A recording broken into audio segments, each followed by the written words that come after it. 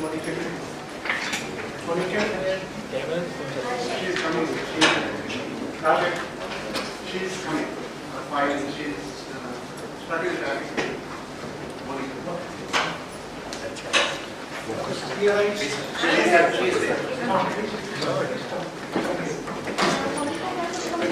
are the first. You are starting second. Light channel. What's your problem?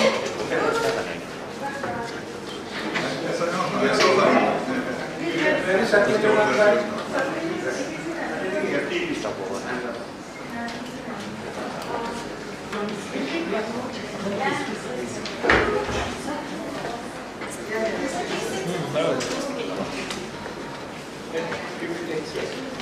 Good morning.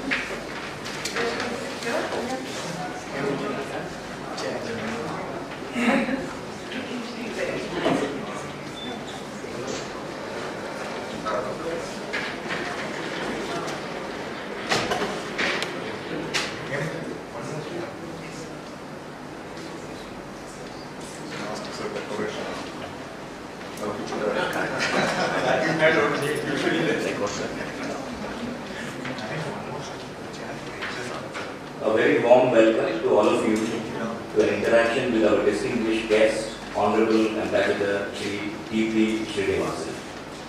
In keeping with our tradition at Somaya Vidya Vihar and to mark an auspicious beginning to the program, we will begin with the Somaya prayer. We request everyone to rise, please.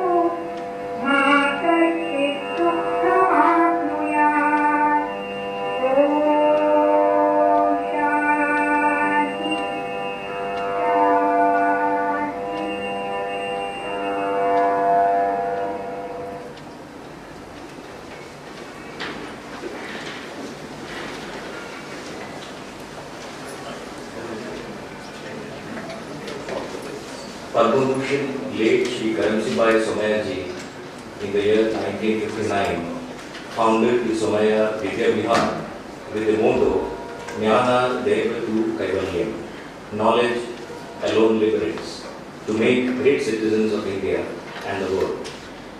In the last 6 decades, Somaya Vidya Vihar has grown into a large educational complex with multidisciplinary and multi-campus institutions catering to diverse fields of education with more than 39,000 students and 4,000 plus faculties and staff on a throbbing 65-acre campus.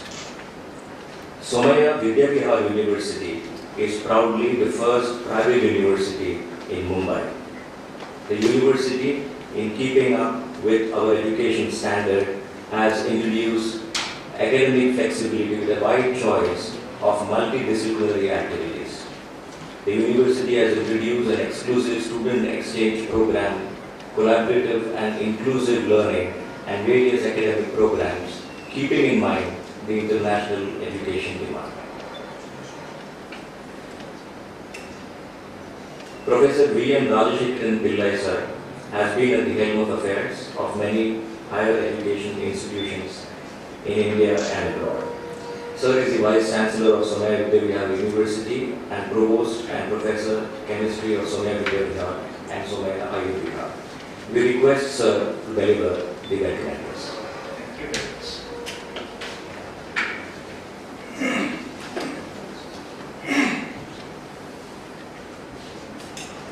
Esteemed Ambassador T.P. Srinivasan, Provost of the Somaya Vidya Vihar University and Somaya Vidya Vihar institutions, Professor Shavgavkar.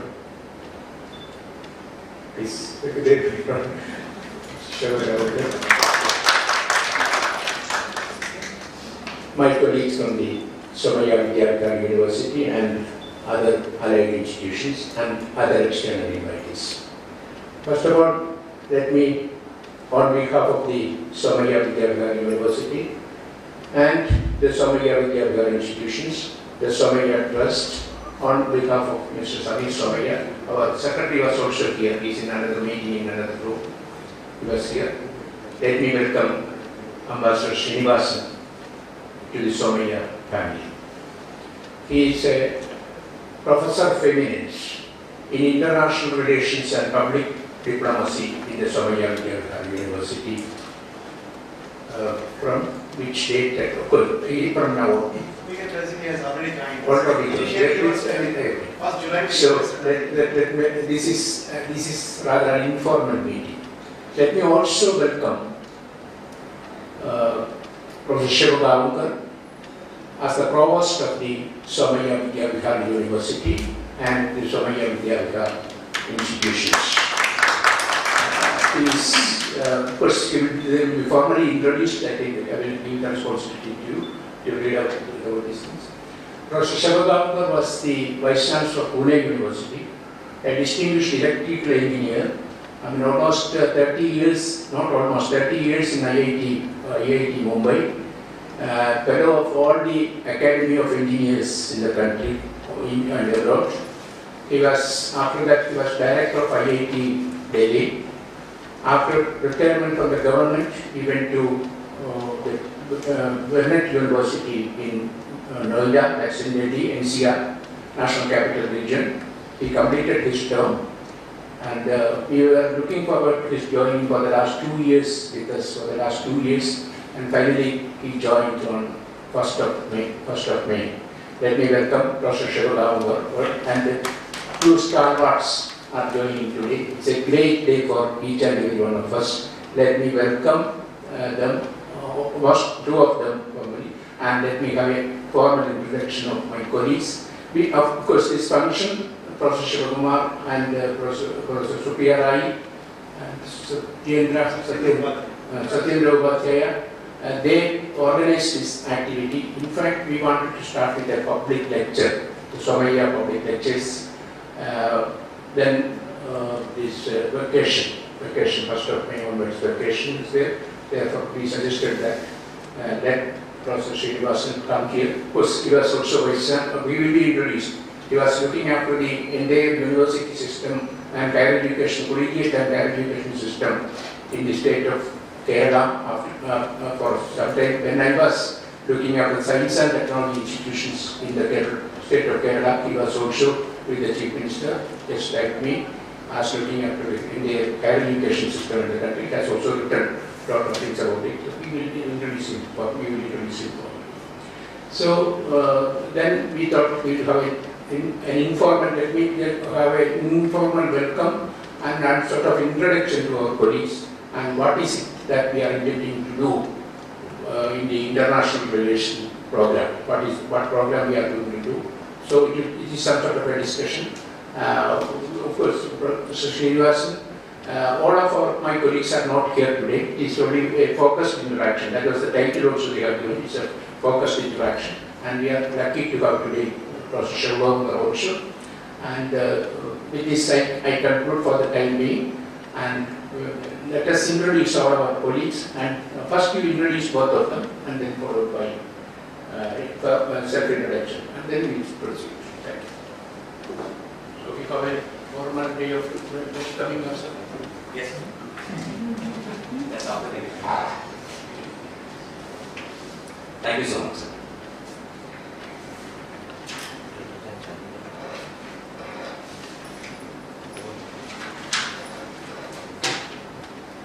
I feel honored and privileged to introduce our distinguished guest, Honorable Ambassador T.P. Srinivasan, sir. Sir has had an illustrious foreign service spanning nearly 4 decades. He has served as the Governor for India of the International Atomic Energy Agency, Vienna, and Ambassador to Austria and Slovenia, as Deputy Chief of Mission, ambassadorial rank in the Embassy of India, Washington, as High Commissioner of India to Kenya and Permanent Representative of India to the United Nations in Nairobi, as Ambassador and Deputy Permanent Representative of India to the United Nations, New York, and Ambassador to Fiji and 8 other South Pacific island states. Sir has also served in New Delhi, Tokyo, Thimphu, Moscow, New York, and Yangon. Sir rose to the highest level in the Indian Foreign Service in 2001 and retired in 2004. Sir was the Executive Director of IAEA 2020, a project launched by the Director General of the International Atomic Energy Agency, Vienna. Sir was a member of the National Security Advisory Board of the Government of India from 2009 to 2012. Sir was also the Vice Chairman and Executive Head of the Kerala State Higher Education Council with the rank of Vice Chancellor. Sir has authored several books, namely Words, Adventures in Diplomacy, Encounters, Education of an Ambassador, Mattering to India, More Diplomacy, to name a few. As a token of our appreciation and as a mark of respect, I request Vice Chancellor Pillai sir to felicitate our distinguished guest, Honorable Ambassador Shri T.P. Srinivasan.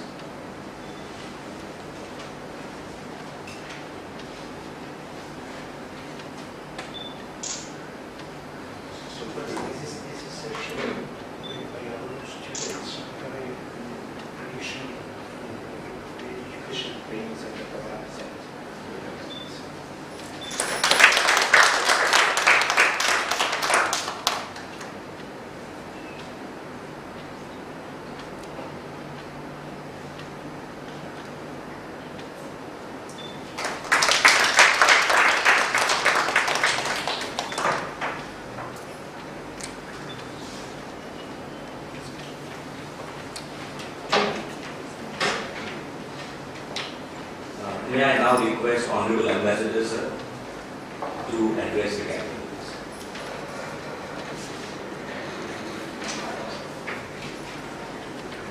So before that, can we have an introduction? Yeah. That's the 15 minutes. Sorry for That's that. all the audience. That's very important. Mr. Sir is requesting all the heads of the Self-introduction. institutions and guests Of course, to please introduce. As Secretary Vice Chancellor of the University.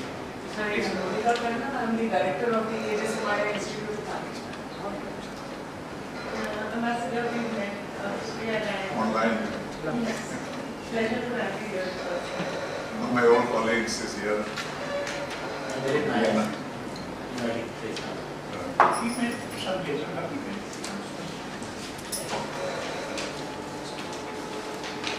And Ramesh Deshpande, the consular at Vienna and attached to International Atomic Energy Agency when Ambassador was there. We had multiple times there. And Thank you. Welcome to the university. Because I knew that you are not part of the but of course, thank you very much. For that- specifically, I requested Srinivasan to catch hold of whoever is there in Bombay for me. Dilip also here. and before that, I was in the Atomic Energy in Mumbai, ARC, and senior scientist from ARC. Thank you He very was much. my atomic energy advisor. I'm P.C. Rawat, the Director HR for all the institutions and the Samaj Vidya. So if I want a job at So we need your guidance. Myself, Dr. Indra Vailende, I am the Professor Emeritus, Librarian in Public Science and English Librarian. I'm Professor Preeta Nilesh. I am the in-charge principal at Vazay College, Mulund, suburbs. Thank you very much. Professor Kurup told me that you are coming, sir. Hello sir, I am Lakshmikant Hari, faculty at KG Somaya. I'm Shaji Matthew, Principal KJ Somaya Private Industrial Training Institute and Vocational Training Institute. Ms. Rasha Krishna, working in the KG Somaya Management Institute. We met online and was a member of faculty of humanities. Welcome, my name is Radha Iyer. I am a faculty with the Management Institute on campus. Yeah, I am Nitin Pawar. I am the head of placements at KG Somaya Institute of Management. Very good morning, sir. Myself, Pooja Prasad. I work as a senior manager with Career Management Corporate Relations at PGC. Hello, I am Prashant Kumar. I am the researcher for Soria Vidya Academy. Nice to meet you. I have also an institution known as a new institute, Somaya Institute of Research and Consultancy. SIRAC is the short form. And he is the director, he is the scientist, he is the director of that institute. Good morning, sir. Professor Shiv Kumar. I think we have met a couple of times and we are continuously in touch. I teach economics. We joined about 2 years back. That 2 decades. 2 years is I'm still in the probation. Thank you. it's good to feel young. I'm Raghunath Sharma, Provost Sonia Victoria. It's my first day on campus. First day, both of us. It's the first day. That's it's a very Morning, sir, and welcome to Somaya. My name is Ijaz Khan. I'm heading the Somaya Sports Academy. Right. There was a sports, BSc sports science, BSc sports science, and then MBA in sports care management, sports management. Sports management. I'm Pushpendra from the PR department. PR of the entire Somaya. Dr. Ramakrishnan, Deputy Registrar Somaya University. Hello everyone. Myself Mudit Kadika from Central IT Department. Welcome sir.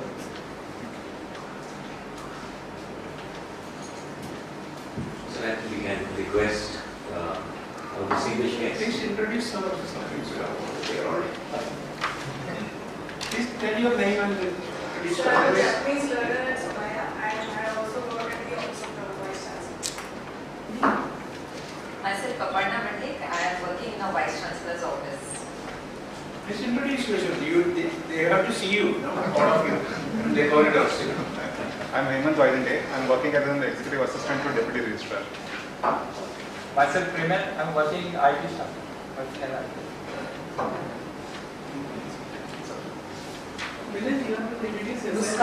Ashwin Dawai. I'm a faculty in the General Management area at the KJ Somaya Institute of Management. Nice to meet you.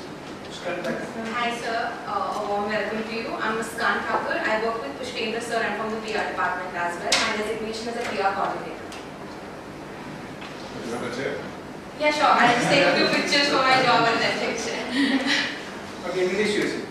I have some. English use it. I am Professor Milind Gawai. I am a faculty in General Management area at the KG Somaya Institute of Management. We request sir to please address the camera.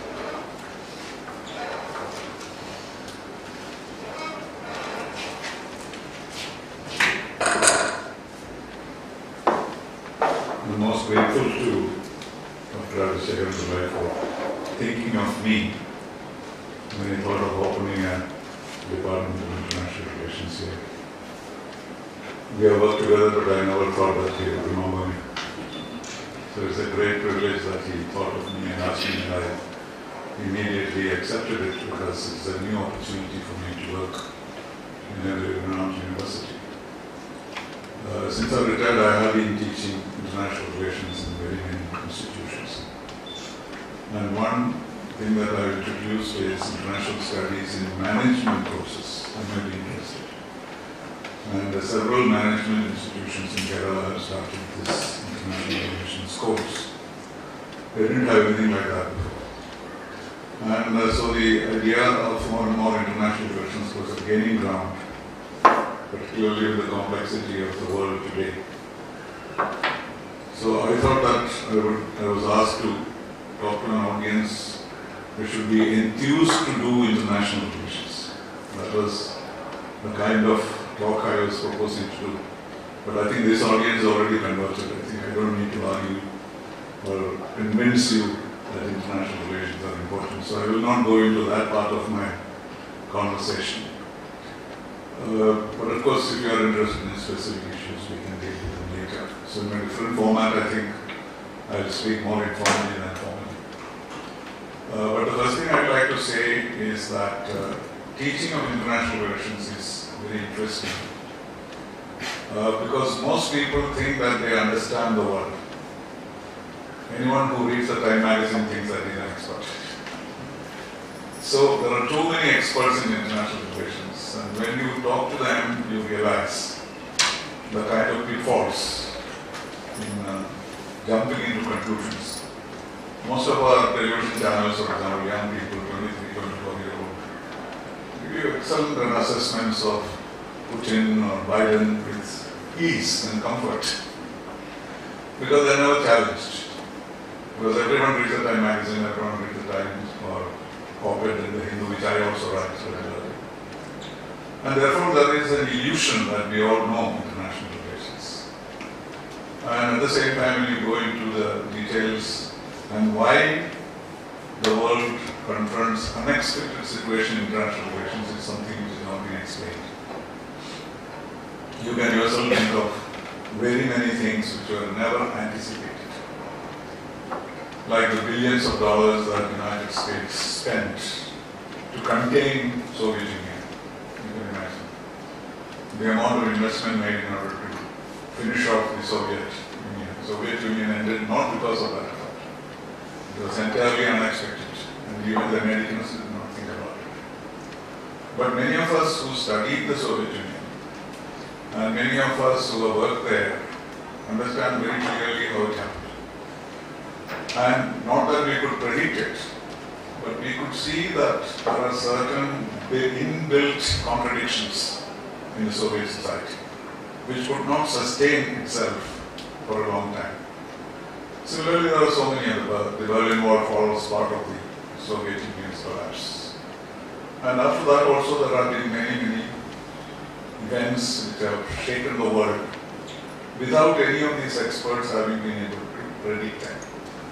And that shows that there is certain inherent necessity for the general public, particularly those in the academic field or in management and others, to have a little more understanding in depth of the forces at work in the world. But interestingly, you may know that the international studies is a new form of education. It is as new as the 20th century. Before the 20th century, it was all political science. how the study of international relations emerged as a political science between the First World War and the Second World War. That is when exactly international studies took shape, because the bewildering nature of the beginning of the First World War shook up many economists, scientists, politicians and others who wanted to look into the reason for the First World War. And a large number of studies were done at that time in order to explore why it happened and see it does not happen again. That was how that whole period. But even for those, it was a big surprise when the Second World War came. And then it got even a greater boost. And with the establishment of the United Nations, there was also a structure to learn about. And with all its deficiencies, it has survived 75 years. And people have become more and more educated because of the structure in which international relations are acting upon. So, and if you look at studies of international relations, it's a very highly complex project because it has several subjects intertwined in it if you want to understand international relations. First, of course, is politics. It's not the theory of politics alone, but also interspersed with cultural relationships among various countries. Then you have economics, absolutely essential. History, definitely. Psychology, absolutely necessary. Philosophy, maybe even medicine and health and various other aspects. Because all these interact in a particular way among nations. And unless you understand the people of these countries and the making of the leaders in these various countries, it will be difficult for us to understand how the developments take place in very unexpected ways. Let us take the example of the current crisis of the Russian invasion of Ukraine, which is not the government of India's language. Ours is just Russia-Ukraine war. We don't say Russia invaded Ukraine. Most people in the world believe that this war would not happen. Except President Biden, nobody predicted it. I myself wrote that this war will be won without fighting. That was my prediction myself, having been a student of international relations. And then it was felt that this war will be won immediately. 2-3 days or 3 weeks. Somebody in the Ukrainian government will fall and puppet government will be established and everything will be good. That's what we all believed. And President Putin himself was surprised at it.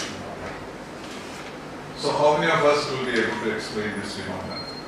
Just one such thing. Or take the pandemic, for example. The pandemic was the biggest existential threat to humanity. And the UN did nothing. How do you explain that? Earlier pandemics or earlier this kind of pestilences, etc., the UN worked as a united whole, directed by the Security Council. Ebola virus, HIV, AIDS. They did not say that is a WHO department business and so the UN need not be involved, the Security Council need not be involved. But if the purpose of the Security Council is to look after threats to international peace and security, we could not have thought of a bigger threat to international security than COVID-19. But how come that the Security Council did not act, could not act? And the whole world was in confusion. Everybody had thought that these kind of pandemics, if they ever happen, they will take place in poor societies, developed countries, developing countries. In fact, President Obama said as late as in his second term, he said that we don't have to worry about an epidemic in the United States because our health system is so good and we have a very excellent medical record, research. But he said, I'm afraid of the fact that somebody can, from the developing world, can come to the United States in 3 to 4 hours. You mentioned Hong Kong. Is it some disease can come from Hong Kong to us? But what exactly happened? Hong Kong became scared of the United States rather than America. So where exactly are these fault lines? So any of these instances we can take, whether it be failure of the Soviet Union, or the pandemic, or the Ukraine war, all these show that there is something deeper than what we see as to be analyzed and studied. So to that extent, our international studies has not developed this issue. But how do you develop it? You have to develop it by a very close coordination between the practitioners and the theorists. Most of the universities, your graduates, etc., are theorists basically, because what they follow is international law, for example. And international law has its own logic. And you try to fit it into any situation, into a kind of formula that we have established yourself. One of my senior colleagues, Dr. I.P. Singh, wrote a book called Diplometry. It was a very fascinating book, only about 56 pages. His theory was, and he was a mathematician himself, he said every international situation could be reduced into a mathematical formula. And he showed it, population divided by, GDP multiplied by cultural factors, etc. It was quite exotic, the whole argument forward. But there was a truth in it, because the general approach that we take when we see a crisis is to try to put into a formula which you have studied. But practitioners like me look at it differently, because it immediately brings back to us an experience of your own. And that is why more and more practitioners must go into academics. I'm very fond of teaching. I taught for a year before I joined the Foreign Service. And after that I've been teaching in the last 14 years or so. 5 years I was in education. So I've been trying to analyze the practical nature of academic studies. So the important thing is for us to provide the genesis of issues as we saw it. Like for example, my 37 years, I have seen many interesting developments, some of which I was part of. And lots of memoirs have been written by diplomats. And each one of them is a case study. No two diplomats have the same kind of experience or same kind of postings. Nobody has repeated the same sequence of postings as another person. So, whether it is a particular area, specialization or whatever, these memoirs and recollections are very useful. And I do not see these being used in the universities very much, because you go more for theoretical studies than practical experience. When I wrote my first book, I was in New York, so I tried to get a publisher to publish my book. So, some famous publishers. And they are told me, but why are we interested in your life? Because it's over. You have already done whatever you can. But what use it is for us? If you can write a book on how to be a good diplomat, we'll take it straight away. There are these books like Cricket for Dummies. IPCC. So the IPCC got it and so much of it. It's not an Indian Nobel Prize. Yes, I think the moment we start comparing that the Nobel Prize is the only way you could... But there has to be some kind of standard. Research. Hundreds and hundreds of every time the committee gets so many recommendations for them to pick 1 or 2 people for Nobel Prize in medicine or chemistry. Look at the size of the population of the country. Like the Olympic gold medal. Yes, so again, So I think we need to create a research environment and a culture of research. It's not probably, for example, I work on the science perspective.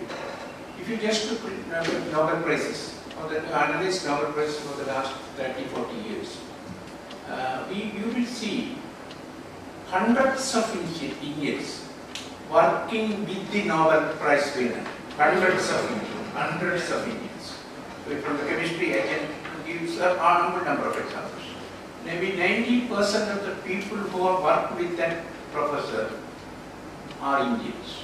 So from here they get a doctorate, go for postdoctoral work and continue postdoctoral work for years with him, and he or she is not getting an opportunity to lead the research. So individual research contributions, we are good. We are collectively not, institutionally we are not, maybe lack of collaboration. For example, in order to get a Nobel Prize for us or something, it is not for an invention, because there are cases for invention. That can happen anyway. Nobel, if you just look at Nobel Prize, you will see maybe 20 people working over a period of 20 years. That's almost 400 man or women years is the work contained in the Nobel Prize. And if you count those man or woman years, you will see a significant percentage of Indians in that. But the Nobel Prize goes to you because of the leadership. And we just go there, we do their work, work for them, and of course contribute behind, we train ourselves and all this, but they are not coming and leading anything. So we are the Sherpas, they are the Samitiers. This is precisely on the Sherpa. Precisely what is happening. No, I absolutely agree with what he's telling. I give a very good example. UMass Medical School, there were 84 postdoctoral fellows. 84. Out of 84, one American, one German. So what were the rest? Indians and Chinese postdoctoral fellows. And this you could see what he's saying. You go Harvard, you go MIT, Indians are loaded every lab. In all experiment, so that is wrong. So what is wrong? So we need, for example, postdoctoral research is very important. We have to go do and do that. But after postdoctoral research, somebody should try to do independent research. That's not right. So we are not creating, even in India, if I want to excel in my field, I cannot do it on my own. I need at least 10-15 people, different institutions working together for a very focused. I may be doing something, publishing like or something like that. You may be doing, she may be doing, everybody will be doing. But to create a novel impact for the work, it is the collective. So individual excellences are there, but institutional excellence is not there because we are not collaborating properly. Collective effort is needed. And I would say that many of the institutions, even in India, if you go, research institutions, you find that there are 10 principal investigators. One is from developmental biology, other is working on infection biology, third one is working on cancer biology. Now just imagine the scenario that I am sitting somewhere with a basic researcher and I cannot help, he or she may not help either with the resources or either with the expertise. And the ideal situation would be that if we could generate an institution where you can bring all the infection biologists under one umbrella. And this is where the concept of Max Planck, if you see, they have made different Max Planck. Say Max Planck for environmental science, physics, chemistry, life science. So they are trying to trigger and bringing all the experts under one umbrella. But you need patents, right? Patents. Truly. Pardon?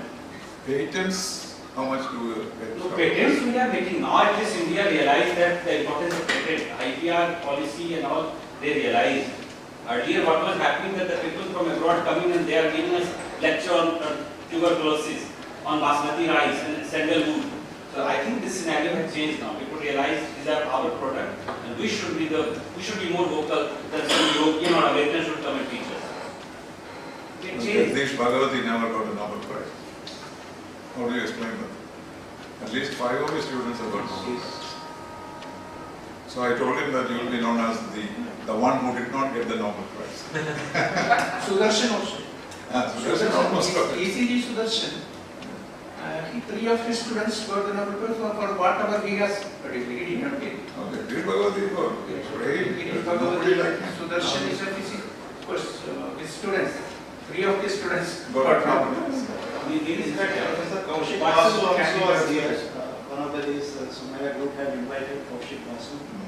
So unfortunately, he also did not get any. Amartya Sen, of course. Prior to he was a candidate for Nobel, we studied his book edited, Growth Economics, timely published.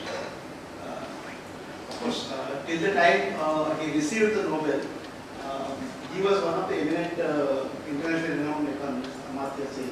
But name and fame went manifold after receiving. Amartya Sen and Jagdish Bhagwati were also competitors. No, there are examples in US also like that. He was a scientist by the Sommerfeld. Every student was a Nobel laureate, but he himself was not. So it can happen. That is there, but nowadays we have a lot of potentials. If you just look at the whole world, somebody was saying economics, almost now for the entire GDP of the whole world, we are contributing to around 56 or 60%. Indian trained people contributing to the GDP of the whole world, 50 to 60%. So why is it not happening in India? That is the reason. So when the pandemic started, after 2 months, no, not after 2 months, in August, March pandemic, in August we had a meeting, all the science academies, so I hosted that meeting. So all the science academy presidents, major scientific institutions, laboratories, were there. So we are all thinking what will happen to experimental science. Laboratories are getting closed, equipments getting rostered, all these things arrested, and then students cannot go to the lab. What will happen? We are all worried. What is that will happen? But after a few months, in February next year, Nature and Science published a report of the status of scientific research in the whole world. Just the year of science. That year, pandemic year was the year of science. Largest collaboration in the history of mankind happened during that period. People who do not know each other, institutions which are not at all connected to any regional institutions in the world, people from those institutions work together. They had opportunity to work together. And some of the significant results were this question whether we had contributed to that. There are several people who have contributed from India also in this endeavor, but their name will not come into the talk because they are not led it. They are not led it. But to answer specifically why we don't do Nobel Prizes, I think my analysis is as follows. Firstly, although 10-20% people are going abroad, unfortunately, they are the top ones who are going abroad. That is one reason. Second reason, today actually even Nobel Prizes are not even going to Europe. Everything is going to be US. And the reason for that is that the US has become a hub of the entire intellectual property of the world. Anybody who is doing great intellectual work, US somehow attracts them and puts them into their system. And that's why a lot of Nobel Prizes are there. Thirdly, Indian context point of view, we have too much of democracy in everything. Intellectually, you cannot run by democracy. So when somebody says 2 is 2 equal to 4, and somebody says 2 is 2 equal to 5, the majority says 2 and 2 plus 2 equal to 5, you will go, you are be fine. Why? Because democracy is there. Though it is completely wrong. And that's what actually happens in our system, that we want to homogenize everything. We don't want to say that this person is excellent and he is better than this. We don't want to accept that. We want to put him also with this. We say, well, everybody is getting that. Why should we get more fun? The famous Indian crab story. Same thing. And that is one of the major causes that people who get frustrated into the system, they migrate somewhere else which gives them more opportunity. And then the flash is there. Like to take like example Chandrasekhar, who was a theoretician. Who write the star, theoretical formulation of the stars. He had to require only pencil and pen and pencil, nothing more than that. We cannot say the facilities were lacking. What was lacking was the intellectual environment. So the person who would really work at that level, he has to ultimately go and to sit in the United States. Also research culture. Exactly, that's what first So that way Singapore is one beautiful example. If you see the way they brought world leader So Singapore, when they start A-star and US, they were actually bringing the Nobel laureates. Even China. Nobel laureates from their funding and the salary, the postdoctoral salary what we were getting in Singapore was double, triple than the US was funding. And the research, there was a time that Singapore government told that you don't need to write any research proposal. We will give you enough money to do research. And then later they realized that the PIs bought things without thinking because they just want to consume the money. So if you open the freezer and freeze, you will see so many libraries they bought it without thinking how they will use. So I think but Singapore did very good related to So their I was talking to MIT and this Stanford. And their strategy of really growing. They say this area, who is the topmost person in the world? Get him at any cost. If he is not coming to you, next person should come to you. Like that, the strategy.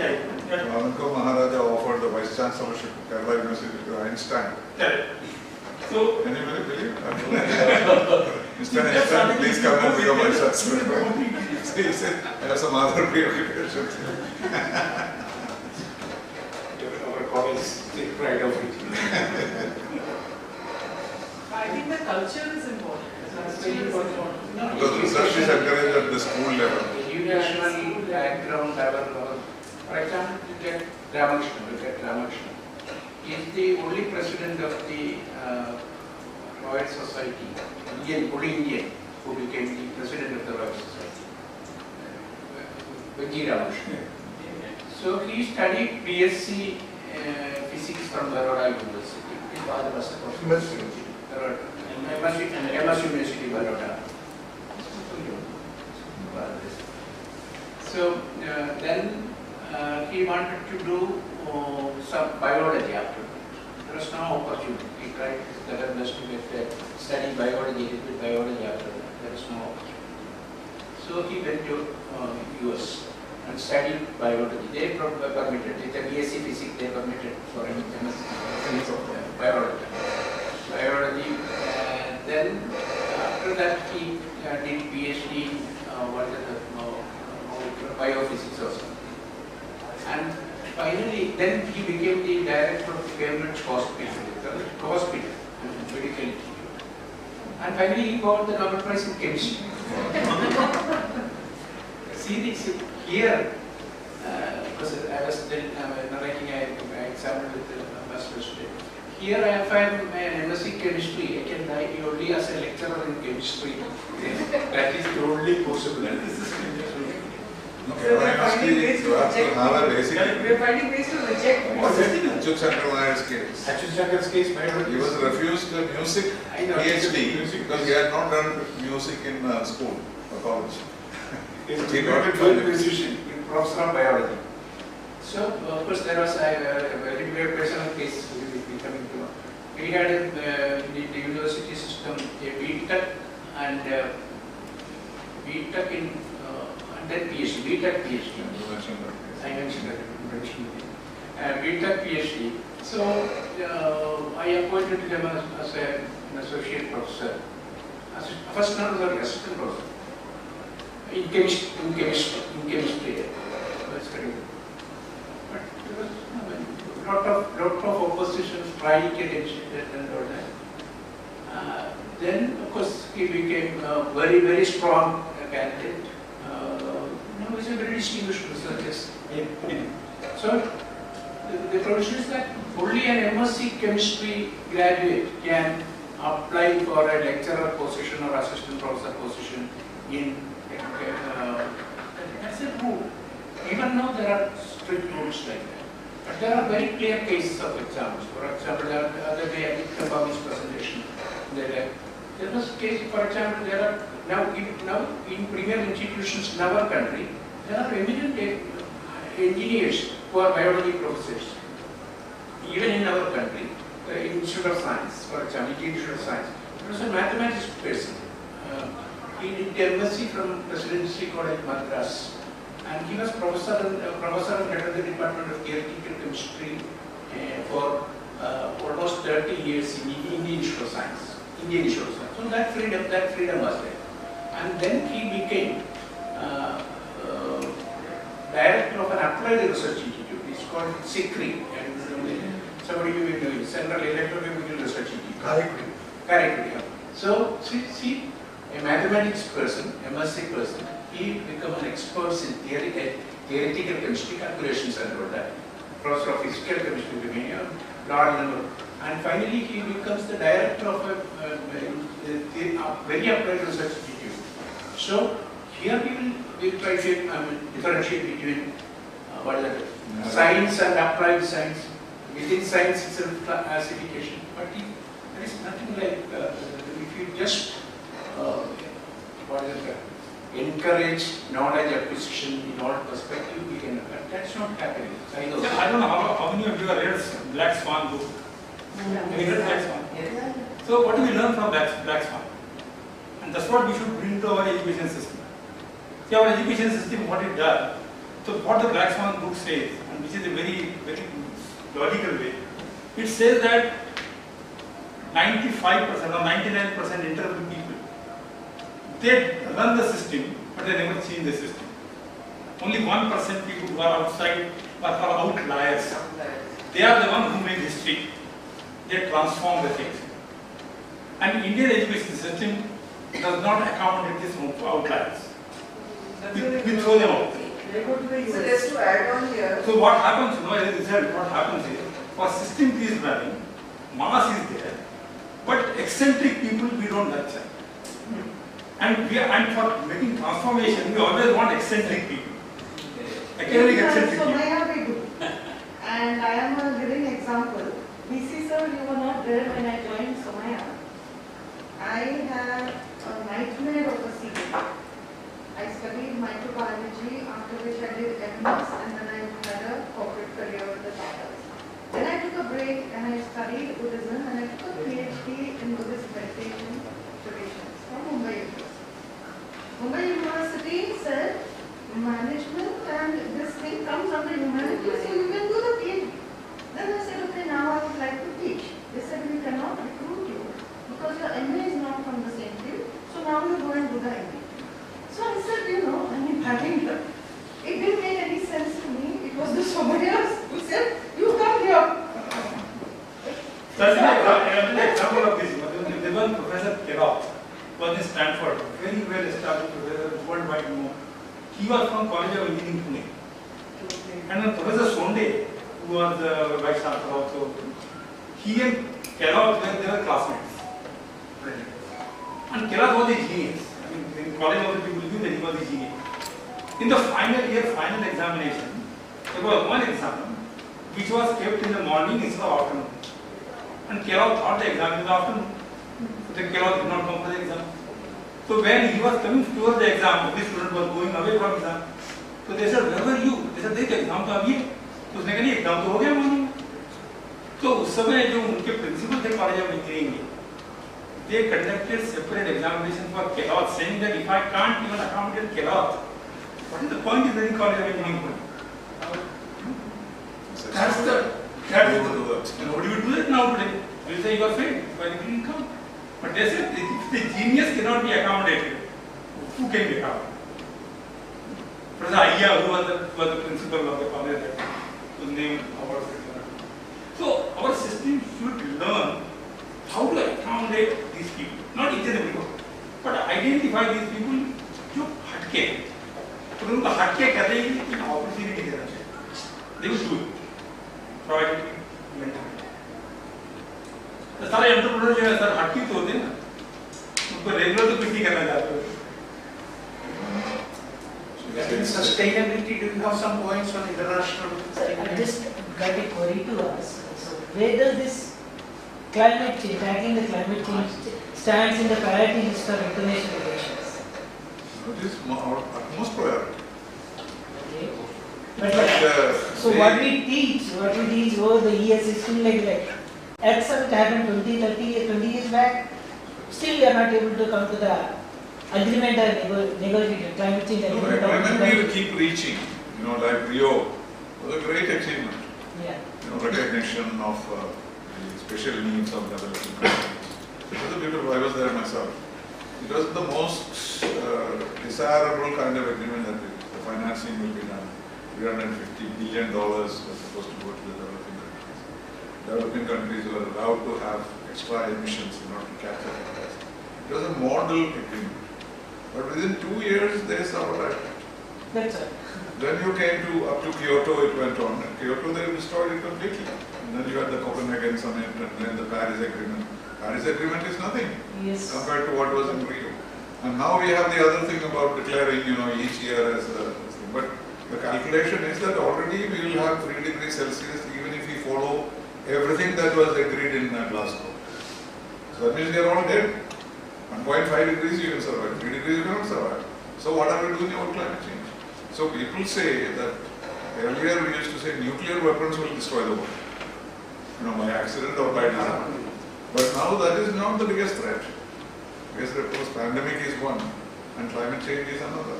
So nuclear danger has been reduced to the 3rd level of threat bank.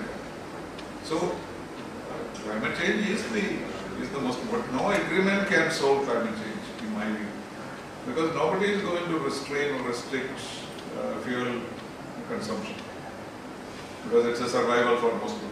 Right? So then how are you going to control it by agreements? So science is the only answer. Scientists have to find a way to catch the carbon and bury it somewhere. You can do that. Yes, sir. That is the new hydrogen policy. Just look at the new hydrogen policy. Of course, we have also, in February 2022, we have also done that. But now, for example, in European countries, you cannot do business without carbon or. But you have been able to capture it from the atmosphere and. No, I think first and foremost is the ammonia production. Ammonia production and the original process, it has to be electrochemical and electrosynthetic and photosynthetic process have to be. Lot of things are happening. We are also the future, but we have already accumulated so much. Yeah. There needs to be some drastic. There should be some kind of a bomb which will go and explode. Science fiction. So if we stop emitting the trees to catch them. Yeah, but the trees are not continuously emitting, that is the major problem. Water is not enough. These are all. Partly, I think lopsided development strategies for which economists deserve the blame, and also the kind of westernization or globalization, the one generation. You have to go back to industrial revolution #1. Yeah, I think what did they do? Because I can afford, I can keep air conditioner on and I can sleep in my car, and I allow my driver also to do that. It's an irresponsible behavior. Different development model. Different development model. No, but that depends on if you realize the thing, and the realization is not there. Yes. This is the first generation of globalization, so people start learning lessons. As Sir has just explained in the world wars, which are open eyes. The belief system, we know. We need not be told by others. We know. No, in so America, World War took place, then people started looking, in America, in summer, they cool their rooms down to 14 degrees Celsius. But in winter, they raise it to 21 degrees Celsius. Why couldn't they sleep? So these are personal styles cannot be changed. And that they will all protect it very strongly.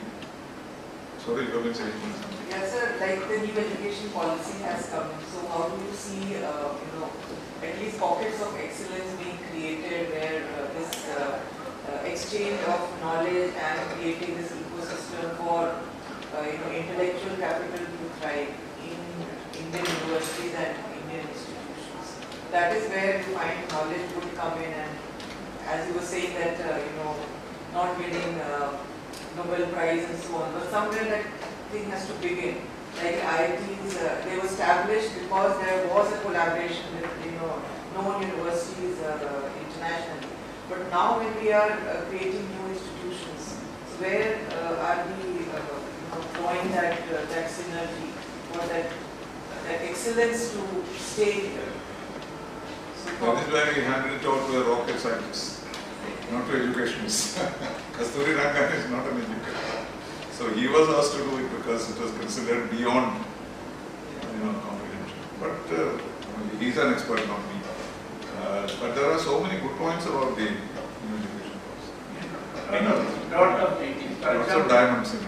if you want to do, lot of good things can be done, but nobody will come and just do it for you. It's for me to do.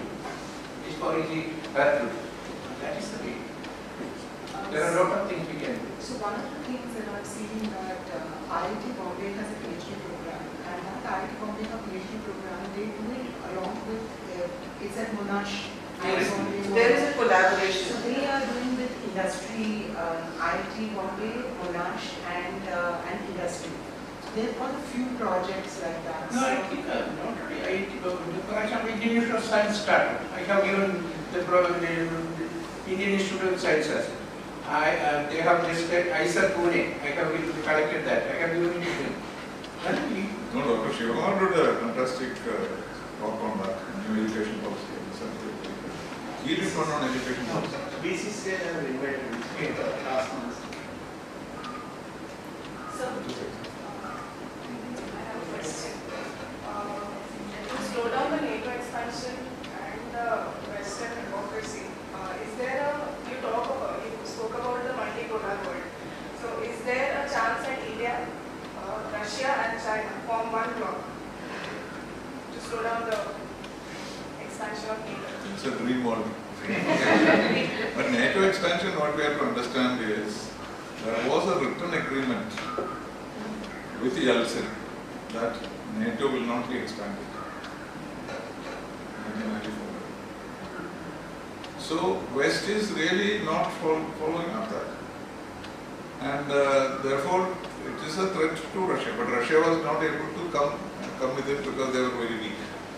And when Putin became strong, he realized that his future is in danger. And therefore he is trying to reinstate the whole system. But NATO by itself is not a threat. Just because you are a member of NATO, what is going to happen? But for him it is symbolic. The Soviet Union was destroyed by NATO, and therefore he feels as long as there is NATO on his doorstep, he will have no security. But nobody is joining NATO.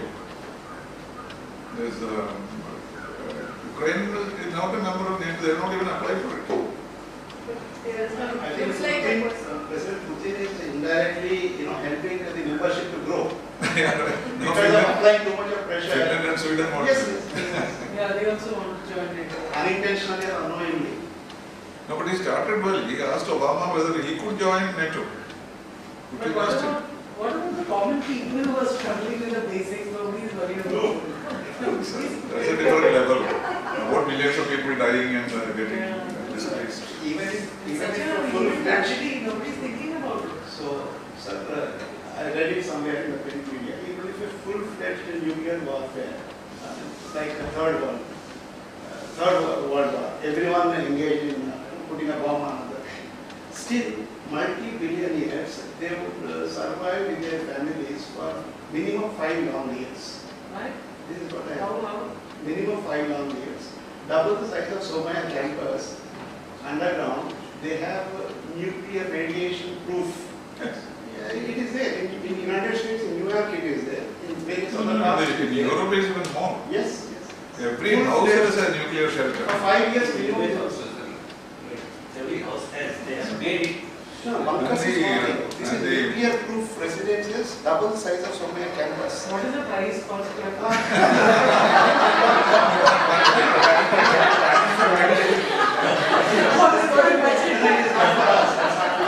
Have you thought of it? Suppose you don't survive and everybody is destroyed. What do you do? Now the metro in Moscow, built as nuclear shelter. 2 kilometers you go down. Really? You feel scared to go inside. You just go there and then. That is meant to be nuclear shelters. Yeah, it's scary. Because he's here for the next 3 days. One day, maybe tomorrow, you just study, you identify we arrive yourself, sit with him occasionally. So finalize something, whatever we want to do. And of course, when we say this group, you are all welcome to contribute. For example, he mentioned about the importance of integrating science technology, research, all these things are very important. So we should not limit it to just one department to do this. And let it be a multi-interdisciplinary, transdisciplinary activity, and you send a formal invitation to whomever you want, and have create a small group, go and informally discuss with them, maybe 1 or 2 hours. We have already done that to some extent, but then we can have a broader. Let others also come to know about it. Maybe one activity. Tomorrow I am not available. Tomorrow and after. I am available the whole day. But you, of course. How about this afternoon post lunch? We have a meeting with So you just schedule one thing and invite, for example, other institutions also, economics discipline, political science, we have teachers in the department. Involve them and then have a open discussion and deliberate and come up with concrete proposals. Because when today itself we had a lot of ideas. When the person we have recorded it, and we just give you the gist of the recorded thing. You can edit it and give it back so that you can give your. I may even write it out. Yeah.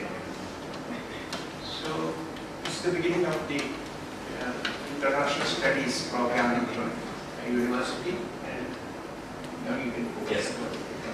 We now request Professor Dr. S.N. Srinivasan, Professor and Head Department of Economics, K.J. Somaiya Institute of Management, and the Dean, Faculty of Humanities and Social Sciences, Somaiya Vidyalaya University, to propose the vote of thanks.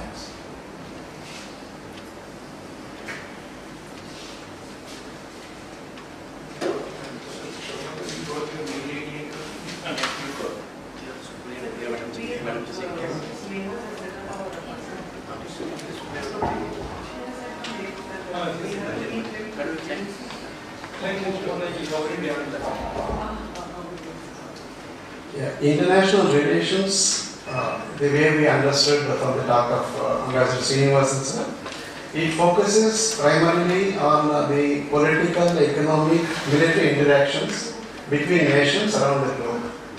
International studies, on the other hand, covers more generally on studying and understanding societies, cultures, languages, and systems of government. So therefore, to understand the practice, all of us require grip over the theory, how we differ in terms of our cultures and things of that kind. While the state of international relations deals with the practice aspect, the discipline of international studies helps us in understanding the theoretical aspects behind it, which are more important than equally important, if not more. I consider this as a great opportunity and privilege to propose this vote of thanks for today's interaction with Ambassador sir.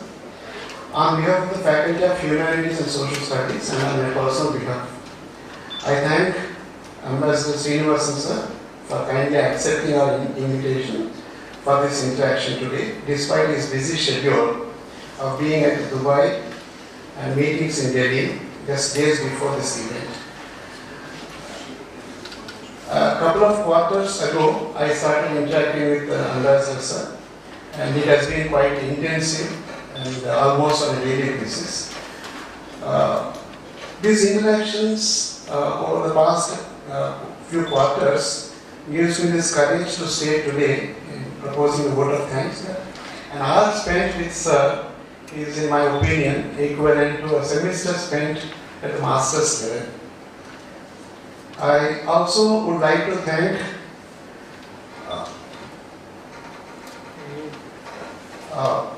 Provost sir, Deans of Faculty of Research, of Management, Dharma Studies,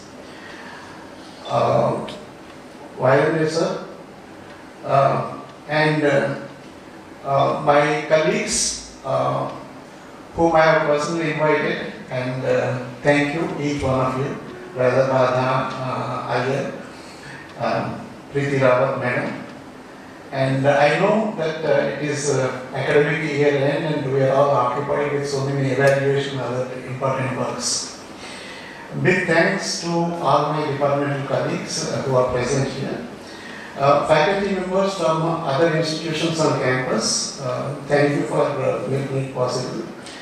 I would like to especially mention my sincere thanks to Shri Dilip Nair, Shri Ramesh Deshpande, who are the special invitees, and Professor Milind, who in a short notice he had some other urgent research work. He had postponed kindly to remain present here. Thank you, Professor Milind. The organizing team involving Dr. Ramakrishnan, Mr. Hemant, Meenal has helped us from this institute for the hospitality and other arrangements, and IT team, each one of you, big thank you.